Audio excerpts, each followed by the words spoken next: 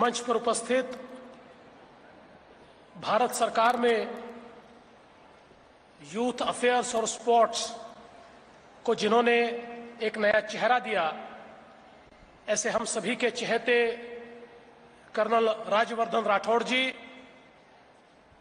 मेरे साथी महाराष्ट्र के स्पोर्ट्स मिनिस्टर विनोद तावड़े जी, मंचासीन सभी महानुभाव, यहां हमारे बीच उपस्थित सारे अर्जुन अवार्डी जिन्होंने हमारे देश का नाम रोशन किया, हमारे महाराष्ट्र के छत्रपति अवार्डी और यहां पर उपस्थित सभी खेलो इंडिया यूथ गेम्स के लिए देश के अलग अलग राज्यों से आए हुए खिलाड़ी, उनके प्रशिक्षक, उनके मैनेजर्स और उपस्थित सभी बहनों और भाइयों, मैं सबसे पहले आदरणीय राज्यवर्धन राठौड़ जी का और भारत सरकार का बहुत बहुत आभार व्यक्त करना चाहता हूं कि इस बार खेलो इंडिया यूथ गेम्स के लिए आपने महाराष्ट्र पुणे को मौका दिया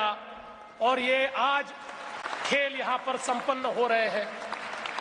मैं ऐसा मानता हूं कि हमारे लिए ये बड़ा ही गौरव का क्षण है, क्योंकि यहां पर जो गेम्स होने वाले हैं उन गेम्स से ही कल के भारत के खिलाड़ी जो भारत का तिरंगा देश और दुनिया में लहराएंगे, वे सारे के सारे खिलाड़ी इस पुणे के गेम से ही तैयार होने वाले हैं।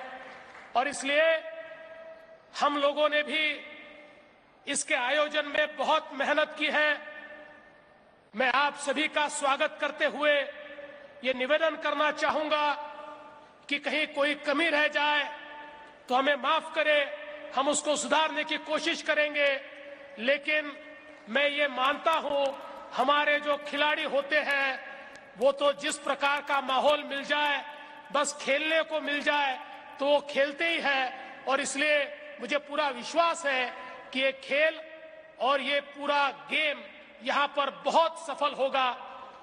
मित्रों, हम सभी स्वामी विवेकानंद को जानते हैं और स्वामी विवेकानंद कहते थे, मैं युवाओं को कहना चाहता हूं कि आप मंदिर जाने की जगह फुटबॉल के मैदान पर जाकर खेलिए। स्वामी जी कहते थे, जिस तरह से मंदिर में माता के चरणों में मुरझाए हुए फूल हम कभी डालते नहीं, उस प्रकार से मातृभूमि के चरणों में भी मुरझाए हुए युवा हम दे नहीं सकते। और इसलिए फुटबॉल के मैदान पर जाकर आप खेलो और एक स्वस्थ भारत का निर्माण करो। मैं ऐसा मानता हूं जो संदेश स्वामी विवेकानंद जी ने उस समय दिया था, उसी संदेश को सही रूप में भारत सरकार आज कार्यान्वित कर रही है। और इसीलिए ये खेलो इंडिया यूथ गेम्स एक ऐसा फोरम, एक ऐसा प्लेटफॉर्म तैयार हुआ है, देश की सारी युवा प्रतिभाओं को एक इस प्रकार का मंच मिला है जिससे उनके सारे गुणों की, खेलों की अभिव्यक्ति होगी और उन्हीं को यहां से, उनमें से चुन चुनकर ऐसे लोग जो देश का नाम बाद में रोशन करेंगे, उनको बहुत बड़े पैमाने पर मदद करने का निर्णय भी भारत सरकार ने लिया। मैं भारत सरकार का बहुत बहुत आभार व्यक्त करना चाहता हूं। आपसे प्रेरणा लेकर महाराष्ट्र ने भी कुछ निर्णय किए। हमने ये निर्णय किया है, चूंकि अब खेलो इंडिया यूथ गेम्स आपने यहां दिया है, तो इसकी याद में महाराष्ट्र की पहली स्पोर्ट्स यूनिवर्सिटी हम तैयार करेंगे और औरंगाबाद में आने वाले दिनों में महाराष्ट्र की पहली स्पोर्ट्स यूनिवर्सिटी बनेगी।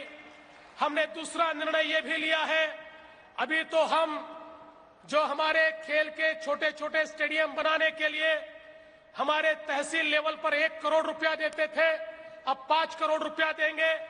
जिले में हम 8 करोड़ रुपया देते थे, हम 16 करोड़ रुपया देंगे। और हम विभाग में 24 करोड़ रुपया देते थे, हम 45 करोड़ रुपया देंगे। और ऐसे खेलों के मैदान तैयार करेंगे कि जिसके माध्यम से हमारे खिलाड़ियों को खेलने का मौका मिले और उसके माध्यम से महाराष्ट्र भी देश और दुनिया को अच्छे खिलाड़ी दे पाए। मैं फिर एक बार आप सभी का बहुत बहुत स्वागत करता हूं, अभिनंदन करता हूं। खेल में हार जीत तो होती है। हमारे प्रिय प्रधानमंत्री अटल जी हमेशा कहते थे, क्या हार में क्या जीत में, किंचित नहीं भयभीत में, जीवन के संघर्ष पथ पर ये भी सही वो भी सही। हारना जीतना तो होता है, लेकिन सबसे ज्यादा महत्व का कुछ होता है तो खेल का जज्बा, और इस जज्बे के साथ खेलिए। हारेंगे तो फिर जीतेंगे, जीतेंगे तो आगे जाएंगे तो देश का नाम कमाएंगे। और जब देश का तिरंगा ऊपर जाएगा तो पूरा देश आपको सलाम करेगा।